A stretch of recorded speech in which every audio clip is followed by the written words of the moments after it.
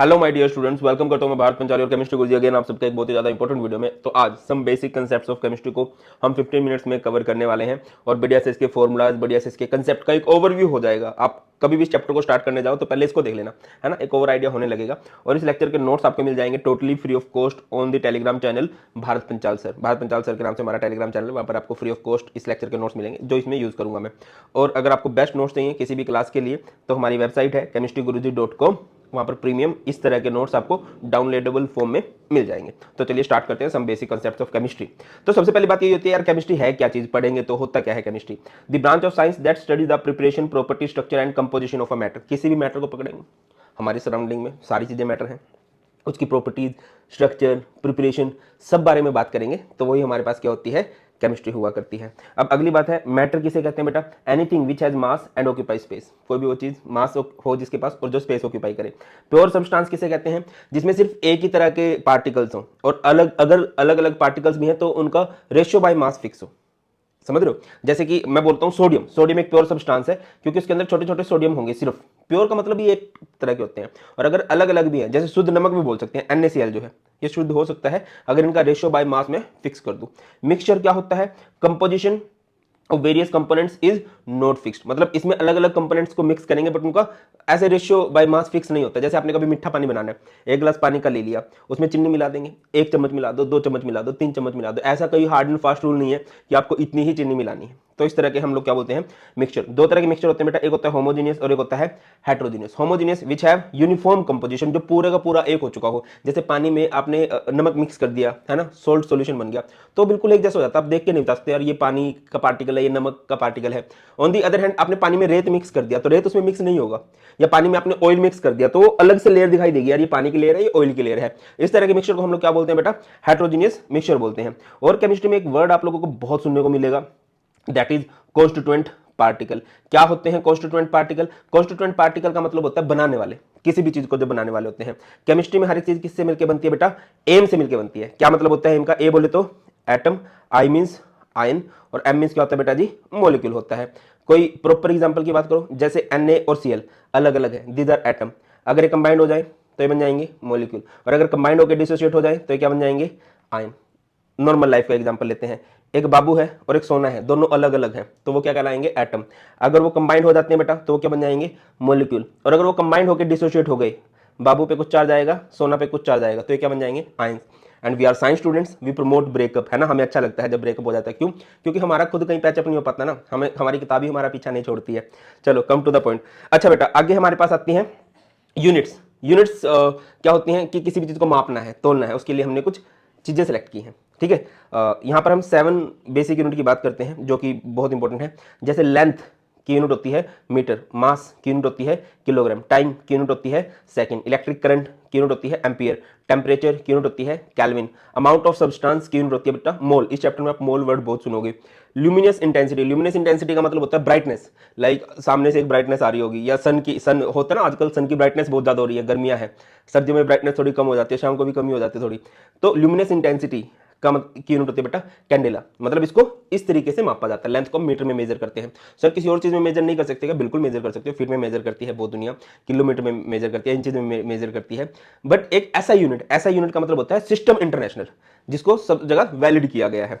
अच्छा कुछ प्रीफिक्सेस होती हैं बेटा, प्रीफिक्सेस जैसे अगर मैं कभी डेसी लिखूं इसका मतलब होता है 10 की पावर -1, सेंटी लिखूं 10 की पावर -2, मिली का मतलब 10 की पावर -3, माइक्रो 10 की पावर -6, नैनो, पिको, ये बहुत फेमस होती है। नैनो, नैनो का मतलब होता है 10 की पावर -9, और पिको का मतलब होता है 10 की पावर -12, याद रखिएगा। इसके अलावा डेका 10 की पावर 1, हेक्टो 10 की पावर 2, किलो 10 की पावर 3, मेगा 10 की पावर 6, गीगा 10 की पावर 9, और टेट्रा 10 की पावर 12। ये माइनस वाली है, मतलब ये बहुत छोटा अगर कहीं पर लेंथ है उसको मेजर करने के लिए यूज की जाती है, और अगर कहीं पर बहुत बड़ी यूनिट्स कहीं पर है तो वहां पर इनका यूज किया जाता है। आगे मूव करते हैं बेटा, साइंटिफिक नोटेशन। साइंटिफिक नोटेशन क्या होता है, किसी भी नंबर को हम लोग एक्सप्रेस करेंगे x इंटू 10 की पावर n की फॉर्म में। ठीक है, किसी भी नंबर को इस तरह से रिप्रेजेंट करते हैं, n इंटू 10 की power n, where this n का मतलब क्या होता है, a non zero number, a non zero number to the left of decimal, decimal के लेफ्ट में एक नॉन जीरो नंबर लगा दो। और n क्या हो सकता है बेटा, ये कोई भी इंटीजर हो सकता है। इसकी मैंने एक बहुत बढ़िया ट्रिक बना रखी है, लो प्यारे रोज नजारे। क्या मतलब वो लो प्यारे रोज नजारे का?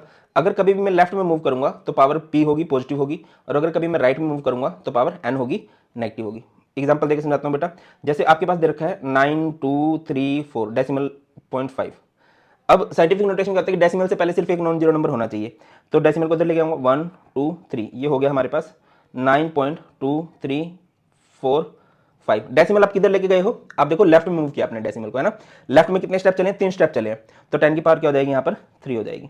हमारे पास दूसरा नंबर है 0.0046, ठीक है, मान के चलो ये है। अब डेसिमल से पहले एक नॉन जीरो नंबर होना चाहिए, तो डेसिमल को इधर कहूंगा 1 2 3।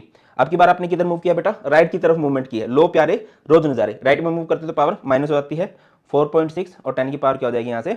माइनस। की सिग्निफिकेंट फिगर किसे कहते हैं हम लोग? सिग्निफिकेंट फिगर की सिंपल सी डेफिनेशन होती है all the certain digit with one doubtful digit, है ना। लिखा गया है there are all certain digit with one uncertain digit या वन डाउटफुल डिजिट। एग्जांपल देकर समझाता हूं कि जैसे कि एक वायर है, हमने इसकी लेंथ मेजर करनी है। ए को बोला तो उसने बोल दिया कि सर 22.34 सेंटीमीटर है। हमने बी को बोला तो बी ने बोल दिया सर 22.31 सेंटीमीटर है। सी को बोल दिया तो उसने बोल दिया सर 22.33 सेंटीमीटर है। अब अगर आप देखो तो अगले 3 नंबर तो सब में सर्टेन है, और जो लास्ट वाला नंबर है वो थोड़ा डाउटफुल है। इसी को हम लोग सिग्निफिकेंट फिगर कहते हैं। अब सिग्निफिकेंट फिगर के कुछ रूल होते हैं। Rule number 1, all non zero digits are significant. जैसे मैंने बोल दिया 23.567 या 564, इसमें कितने सिग्निफिकेंट फिगर हैं? सारे ही नॉन जीरो हैं, तो यहां पर 5 सिग्निफिकेंट फिगर हैं। Zero preceding to first non zero digit are not significant. अब देखिए, अगर नॉन जीरो के लेफ्ट में कोई जीरो है, जैसे कि मैंने बोल दिया 0.0042, नॉन जीरो के लेफ्ट वाली जो जीरो होती है वो कभी भी काउंटेबल नहीं होती, तो यहां पर कितने सिग्निफिकेंट फिगर है बेटा? 2 सिग्निफिकेंट फिगर है। Zero between 2 non zero digits are significant, like मैं आपको बोल रहा हूं 2034। अब ये नॉन जीरो तो सिग्निफिकेंट है ही है, अब ये जो जीरो है नॉन जीरो के बीच में आ गई है, तो ये भी एक सिग्निफिकेंट फिगर कहलाएगी। अगली बात, zero on the right side of decimal are significant. देखो बेटा, मैंने लिख दिया 2.3400। अब जीरो अगर राइट साइड में है और लेफ्ट में कहीं डेसिमल प्लेस्ड है, तो वो जीरो जो है सिग्निफिकेंट हो जाती है। तो यहां पर कितने सिग्निफिकेंट फिगर हो? 1 2 3 4 5। मैं समझाता हूं, 0.000100। अब देखिए, नॉन जीरो के लेफ्ट वाली जो जीरो है वो काउंटेबल नहीं है, नॉन जीरो के राइट वाली जो जीरो है वो काउंटेबल हो जाएंगे। तो यहां पर कितने सिग्निफिकेंट फिगर हो जाएंगे बेटा? 3 सिग्निफिकेंट फिगर। अच्छा, अगर मैं यहां पर पूछूं 100 में, अब जीरो राइट में है बट यहां पर डेसिमल नहीं लगा, तो आप चाहो तो 3 सिग्निफिकेंट फिगर लिख सकते हो, चाहो तो यहां पर 1 सिग्निफिकेंट फिगर भी लिख सकते हो, वो सही रहता है ना। जीरो अगर नॉन जीरो के राइट में है और डेसिमल प्लेस नहीं है, तो उन जीरो को आप सिग्निफिकेंट बोल भी सकते हो, नहीं भी बोल सकते। ये वाला फंडा है ना। आप इसको ऐसे भी कर सकते हो 3.00 इंटू 10 की पावर 3। तो अब देखो 300 को ऐसे भी लिखा जा सकता था ना, 300 को ऐसे नहीं लिखा जा सकता, ऐसे 3.00 इंटू 10 की पावर 2 आप लिख सकते हो। तो अब देखो कितनी सिग्निफिकेंट फिगर है, इधर 3 सिग्निफिकेंट फिगर हो गई। अच्छा, ये जो 10 की पावर होती है, इनको कभी भी हम सिग्निफिकेंट काउंट नहीं करते हैं, याद रखिएगा। आगे मूव करते हैं डाल्टन्स की एटॉमिक थ्योरी। डाल्टन्स ने सबसे पहले एटम के बारे में बात की थी। अब एटम वर्ड के बारे में अगर मैं बताऊं, एटम वर्ड जो आया है वो आया है एक ग्रीक वर्ड अटोमियो से। क्या मतलब होता है अटोमियो का? ए मीन्स होता है नॉन, और टोमियो का मतलब होता है कटेबल, जिसको काटा नहीं जा सकता। लाइक हमारे पास ये एक वायर है, अगर मैं इसको कट करूं तो ये इतनी हो जाएगी, फिर कट करूं तो इतनी हो जाएगी, फिर कट करूं तो ये, और एंड में एक ऐसी स्टेज आएगी जब मैं इसको फर्दर डिवाइड नहीं कर सकता, उसी को हम लोग बोलते हैं एटम। सिंपल सी डेफिनेशन क्या होगी? Smallest particle which can't be further सब डिवाइडेड। क्लियर है? तो इसी बारे में हम, अच्छा क्या ये सच है कि एटम को डिवाइड नहीं किया जा सकता? आपको भी पता है कि एटम को डिवाइड किया जा सकता है, इलेक्ट्रॉन, प्रोटॉन, न्यूट्रॉन, सब एटॉमिक पार्टिकल है, बट एटम वर्ड का मीनिंग नॉन कटेबल ही होता है। चलो आ जाओ। All the atoms in a given element have identical properties. जो एक एटम, एक एलिमेंट के एटम होते हैं, कोई भी एक बड़ा सा एलिमेंट है, इसमें बहुत सारे एटम होंगे, इन सब की प्रॉपर्टीज एक जैसी होगी। अगला, atoms of different element have differ mass, different properties. मान लो कि ये एक एलिमेंट है और एक दूसरा एलिमेंट है, इनके एटम होंगे, इसके एटम होंगे। अगर मैं इसके एटम को खुद से कंपेयर करूंगा तो इनकी प्रॉपर्टीज एक जैसी हैं, इसके एटम को खुद से कंपेयर करूंगा तो इनकी प्रॉपर्टीज एक जैसी हैं, और इनको अगर एक दूसरे के साथ हम कंपेयर करेंगे तो इनकी प्रॉपर्टीज आपको डिफरेंट मिलने वाली है। अच्छा, matter consist of individual atoms. कोई भी मैटर जो होती है वो छोटे छोटे पार्टिकल से बनती है, जिसे हम लोग एटम्स बोलते हैं। Compounds are formed when atoms of different element combined in a fix ratio. Compound कब बनता है बेटा? जब भी अलग अलग एलिमेंट के एटम आपस में जुड़ते हैं। Atoms are neither created nor destroyed in a chemical reaction. ये क्लियर होगा। एटॉमिक मास यूनिट एएमयू क्या होता है बेटा? Mass exactly equal to the 1/12 of C12। C12 का अगर आप 1/12 कर दोगे तो वही क्या होता है बेटा? 1 AMU होता है। और मोलिकुलर मास किसे कहा जाता है? Sum of atomic mass of all the atoms present in a molecule. जैसे कि हमारे पास NaOH है, NaOH एक मॉलिक्यूल है, इसमें Na का मास 23 होता है, ऑक्सीजन का मास 16 होता है, हाइड्रोजन का मास 1 होता है। इन सबको अगर मैं जोड़ दूंगा तो 40U आ जाएगा। तो ये 40U, U का मतलब यूनिफाइड मास, एटॉमिक मास यूनिट होता है बेटा, और यही इसका मॉलिक्यूलर मास भी कहलाने वाला है। अच्छा बेटा, ये कुछ क्वेश्चंस हैं, आप इनका स्क्रीनशॉट ले सकते हो और प्लीज मैं चाहूंगा आप लोग इनका आंसर करो, मुझे पता चले आप कितने क्वेश्चन कर सकते हो। क्वेश्चन नंबर 1 का आंसर ये है, क्वेश्चन नंबर 2 का आंसर ये है, और जो सही आंसर होगी उनको मैं हार्ट दे दूंगा। आगे इस चैप्टर का सबसे इंपॉर्टेंट टॉपिक है मोल कंसेप्ट, उसको देख लेते हैं थोड़ा बहुत। मोल किसे कहते हैं बेटा? मोल वर्ड आता है कलेक्शन ऑफ 6.022 इंटू 10⁻²3 पार्टिकल्स। इसी को हम लोग Na बोलते हैं, और Na का मतलब होता है बेटा जी एवोगाड्रो नंबर। क्या होता है इसका मतलब? एवोगाड्रो नंबर होता है। और 1 मोल कभी बोलूंगा इट मींस मैं क्या बोल रहा हूं? 6.022 इंटू 10⁻²3 पार्टिकल्स। अगर मैं कभी 1 मोल वॉल्यूम की बात करूं, इट और कंडीशन एसटीपी रखी गई या एनटीपी रखी गई, क्या मतलब होता है एसटीपी का? Standard temperature and pressure. और स्टैंडर्ड टेम्परेचर एंड प्रेशर क्या होता है गैसेस के लिए? टेम्परेचर होता है 0 डिग्री सेल्सियस, और बेटा जी प्रेशर होता है आप 1 एटमॉस्फेरिक बोल सकते हो, और 1 एटमॉस्फेरिक लगभग बराबर होता है 1 बार के। और अगर पूरा आपको बताऊं, 1 बार इज इक्वल टू जो होता है वो 0.987 ATM के इक्वल होता है। बाकी मैं आपको बोलूंगा कि आप इनको इक्वल मान के ही ट्रीट कर सकते हो। नंबर ऑफ मोल्स आपको कभी भी निकालने हैं तो इसका सिंपल सा फॉर्मूला है वॉशिंग मशीन। वॉशिंग का मतलब होता है given mass by molar mass. Number of atoms अगर आपको कभी भी निकालने हैं, ऑब्वियसली कैसे निकाला जाएगा भाई? नंबर ऑफ मॉलिक्यूल्स इनटू में एटॉमिसिटी। सर समझ से में नहीं आया, दोबारा समझाओ। अच्छा, ये एक ना 1 वे टेबल होती है मोल कंसेप्ट को, कोई भी क्वेश्चन बहुत इजीली आप लोग कर सकते हो, मैं आपको करवाऊंगा भी, डोंट वरी। देखो, अगर आपको कभी, मैं तो ये बोलूंगा कुछ भी दे रखा है पहले मोल्स निकाल लो, और मोल से आगे सब कुछ कैलकुलेट करना बहुत ईजी है। अगर आपको कभी मास दे रखा है तो मोलर मास से डिवाइड कर दो, मोल्स आ जाएंगे। अगर आपको कभी नंबर ऑफ पार्टिकल्स दे रखे हैं तो एवोगाड्रो नंबर से डिवाइड कर दो, 6.022 इंटू 10⁻23 से डिवाइड कर दो, नंबर ऑफ मोल्स आ जाएंगे। अगर आपको वॉल्यूम दे रखा है तो मोलर वॉल्यूम से डिवाइड कर दो, मोलर वॉल्यूम कितना होता है 22.4, तो आपके नंबर ऑफ मोल्स आ जाएंगे। अब नंबर ऑफ मोल से कुछ भी निकालना है, अब डिवाइड करके नंबर ऑफ मोल्स निकालते हैं, और नंबर ऑफ मोल से कोई भी चीज निकालनी है तो मल्टीप्लाई करके निकालते हैं। नंबर ऑफ मोल से मास निकालना है, मल्टीप्लाई कर दो मोलर मास से। नंबर ऑफ मोल से पार्टिकल्स निकालने हैं, नंबर मल्टीप्लाई कर दो एवोगाड्रो नंबर से। वॉल्यूम निकालना है, मल्टीप्लाई कर दो मोलर वॉल्यूम से। एक छोटा सा क्वेश्चन आपको सोल्व करके समझाता हूं। हमारे पास मान के चलो है 88 ग्राम ऑफ CO2। मैंने आपको बोला कि इसके नंबर ऑफ मोल्स निकालो। नंबर ऑफ मोल्स निकालने का सिंपल सा formula washing machine. Washing is given mass जो कि है 88, और CO2 का मोलर मास कितना होता है बेटा? कार्बन का 12 होता है, ऑक्सीजन का 16 इंटू 2 32, जो कि आ जाएगा 44। तो यहां से इसके मोल्स कितने आगे? 2 मोल्स आगे। अब मैं आपको बोलता हूं वॉल्यूम निकाल लो, वॉल्यूम एट एसटीपी। अगर कभी भी मोल्स आ जाए तो सब कुछ निकालना बहुत ईजी है। कैसे बहुत ईजी है? अगर आपके पास मोल्स आ गए हैं, मोल से वॉल्यूम निकालना है, मोल से कुछ भी निकालना हो मल्टीप्लाई करते हैं, तो इसको मल्टीप्लाई कर दो 22.4 से, जो कि कितना हो जाएगा 44.8 लीटर एट एसटीपी। अगले क्वेश्चन पे आ जाओ, आपका जो बनता है ब्रो, पार्टिकल्स निकालने हैं। पार्टिकल्स निकालने हैं, पहले तो मोल्स लिखोगे, है ना, मोल से तो निकालते हैं ना पार्टिकल्स, और पार्टिकल्स निकालने होते हैं तो कभी भी किससे मल्टीप्लाई करते हैं? 6.022 इंटू 10⁻23। अब एटॉमिसिटी देखो, एटॉमिसिटी मतलब नंबर ऑफ एटम्स कितने हैं इस स्पेसिफिक मॉलिक्यूल में। कार्बन का 1 एटम है, ऑक्सीजन के 2 एटम है, तो यहां पर 3 हो जाएगा। और अगर मैं आपसे पूछूं ऑक्सीजन के एटम्स बताओ स्पेसिफिकली, सबसे पहली बात आप देखोगे मोल्स कितने हैं? 2। पार्टिकल्स निकालने 6.022 इंटू 10⁻23। एटॉमिसिटी देखोगे, CO2 में ऑक्सीजन के एटम कितने बेटा? 2। इस तरह से सिंपली ये क्वेश्चन किया जा सकता है, बाकी जितनी प्रैक्टिस की जाए। परसेंटेज कंपोजिशन निकालनी है कभी भी, क्या होता है? Mass of constituents in 100 parts of compound. जैसे कि हमारे पास कहीं पर CaCO3 है बेटा, CaCO3 है, हमें इसमें हर एक की परसेंटेज कंपोजिशन निकालनी है, या इसको छोड़ो, हमें H2O है, H2O की परसेंटेज कंपोजिशन निकालनी है। सबसे पहले निकालेंगे परसेंटेज ऑफ हाइड्रोजन, तो मास ऑफ हाइड्रोजन है 2 बाय टोटल इसका मास इस कंपाउंड का, जो कि कितना है बेटा जी? 18 होता है, और परसेंटेज जब निकालते हैं इनटू में 100। सिमिलरली आपको परसेंटेज ऑफ ऑक्सीजन निकालनी है, तो आप देखोगे कि ऑक्सीजन का मास इस कंपाउंड के अंदर कितना है, तो इसके अंदर कितना है? 16/18 इंटू में 100। बताना मैथ में सोल्व करके कितना आएगा, मेरा थोड़ा सा खराब सा मैथ है। उसके बाद हमारे पास आ जाता है लिमिटिंग रिएजेंट। लिमिटिंग रिएजेंट किसे कहा जाता है बेटा? The reactant which gets consumed completely. किसी भी रिएक्शन के अंदर जो रिएक्टेंट कंप्लीटली कंज्यूम हो जाता है, जो जल्दी कंज्यूम हो जाता है। एक एक्सेस रिएजेंट आता है, वो रिएजेंट जो लेट कंज्यूम होता है, जो कंप्लीटली कंज्यूम नहीं हो पाता। मैं आपको एक एग्जांपल देता हूं। एक शादी है, एक शादी में 100 kg मटर पनीर बनाया और 100 kg हरा साग बना लिया। अब आगे खाने वाले, तो आप बताओ ज्यादा कंजप्शन किसकी होगी? देखने में दोनों बराबर लग रहे हैं, है ना, बट कंजप्शन ऑब्वियसली मटर पनीर की ज्यादा होगी, तो मटर पनीर वहां पर लिमिटिंग रिएजेंट का रोल प्ले कर रहा है। लिमिटिंग रिएजेंट कौन से होते हैं? जो किसी भी रिएक्शन के अंदर जल्दी रिएक्ट कर जाते हैं। उसके बाद एक होता है मॉलिक्यूलर फार्मूला। मॉलिक्यूलर फार्मूला क्या होता है बेटा? Actual formula. एक होता है एम्पेरिकल फार्मूला। एम्पेरिकल फार्मूला क्या होता है? Simplest formula. मैं आपको एक एग्जांपल दूं, जैसे कि हमारे पास है बेंजीन।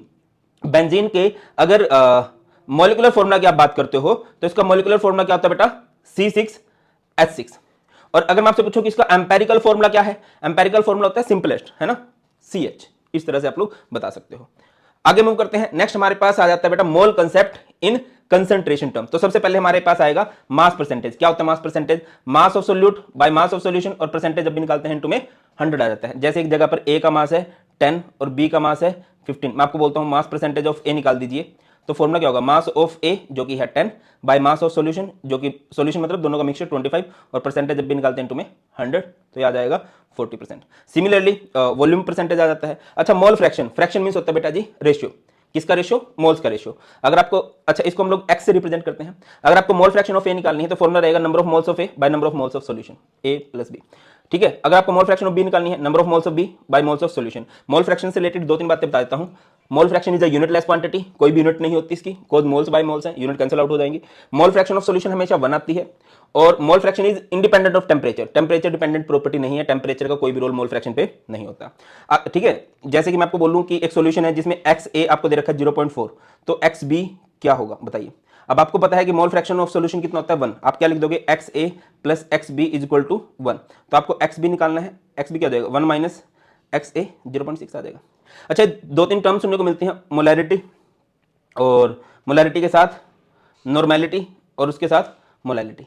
मोलैरिटी का सिंपल सा फॉर्मूला होता है वॉशिंग मशीन 1000 में देगी विमला, WB मतलब मास ऑफ सोल्यूट, MB मतलब मोलर मास ऑफ सोल्यूट, 1000 में देगी विमला। नॉर्मेलिटी वॉशिंग इंजन 1000 में देगी विमला, इंजन, इंजन का मतलब होता है इक्विवेलेंट मास। अब ये इक्विवेलेंट मास कैसे निकाला जाता है? मान के चलो कोई भी एसिड है, एसिड का अगर इक्विवेलेंट मास निकालना है तो उसका molar mass by number of H। किसी भी बेस का इक्विवेलेंट मास निकालना है तो molar mass by number of OH। अगर किसी आयन का मोलर मास निकालना है, सॉरी इक्विवेलेंट मास निकालना है, molar mass by charge. Simply इस तरह से निकाला जा सकता है। उसके बाद मोलैरिटी की इक्वेशन होती है बेटा क्या? M1V1 equal to M2V2। इसका मतलब क्या है M1V1? मतलब एक सॉल्यूशन है जिसकी मोलैरिटी है, जिसका एक वॉल्यूम है, हमने इसमें पानी मिला दिया, ऑब्वियसली उसका वॉल्यूम बढ़ेगा, तो उसकी नई मोलैरिटी क्या होगी? उस जगह पर इक्वेशन लगती है M1V1 equal to M2V2। Normality equation क्या होती है? N1V1 equal to N2V2। अगर आपको कभी मोलैरिटी दे रखी है, मान के चलो एक H2SO4 का सॉल्यूशन है और उसकी मोलैरिटी है 2 मोलर, तो उसकी नॉर्मेलिटी क्या होगी? फॉर्मूला क्या रहेगा? मोलैरिटी इनटू में number of H positive, molarity तो 2 है और H पॉजिटिव कितने बेटा इसके अंदर? 2 हो गए, तो उसकी नॉर्मेलिटी क्या हो जाएगी? 4N। नॉर्मेलिटी ऑफ बेस कैसे निकालते हैं? मोलैरिटी इनटू में number of OH negative, base के केस में OH लिखे जाते हैं। और अगर आपको कभी मोलैरिटी निकालनी हो, वॉशिंग मशीन 1000 में आएगी वॉशिंगटन से। अब देखो यार, विमला मतलब volume of solution in millilitre, और वॉशिंगटन मतलब mass of solvent in gram. Clear है? अब 1-2 बातें खास याद रखिए। Mass is the quantity of matter contained in the substance and is constant, where weight varies from place to place. Mass same रहता है हर जगह, मास क्या बताता है कि कितनी क्वांटिटी है किसी सब्सटेंस की इसके अंदर, और वेट जगह से जगह वेरी करता रहता है। Exact number have infinite significant figure. अगर हम बिल्कुल किसी चीज को डिफाइन कर देते हैं, मैं बोल देता हूं 2 बनानास, तो इसमें इनफाइनाइट सिग्निफिकेंट फिगर है। सर 2 बनानास में इनफाइनाइट सिग्निफिकेंट फिगर कैसे होगा? 2.000 ऐसे लिख के कितनी मर्जी जीरो बढ़ा दो। अच्छा, मैंने अभी आपको बताया था कि जो मोलर वॉल्यूम होता है एट STP या NTP, जो भी वर्ड मैंने यूज किया था, 1 एटमॉस्फेरिक प्रेशर होगा, 0 डिग्री सेल्सियस होगा, तो 22.4 होता है। और अगर आपने प्रेशर 1 बार ले लिया तो बहुत ज्यादा प्रिसाइज हो जाओगे, तो 22.7 होता है। क्लियर है? अगर ये 1 ATM प्रेशर है तो ये होगा 22.4। क्लियर है? तो ये था बेटा जी, आई होप आपको क्लियर होगा। स्टिल कुछ भी डाउट्स आप लोग कमेंट सेक्शन में बता सकते हो, और नोट्स आपको मिलेंगे टेलीग्राम चैनल जो कि भारत पंचाल सर के नाम से। That's all. बहुत ख्याल रखिए, जल्द मिलते हैं। God bless you all, please take care.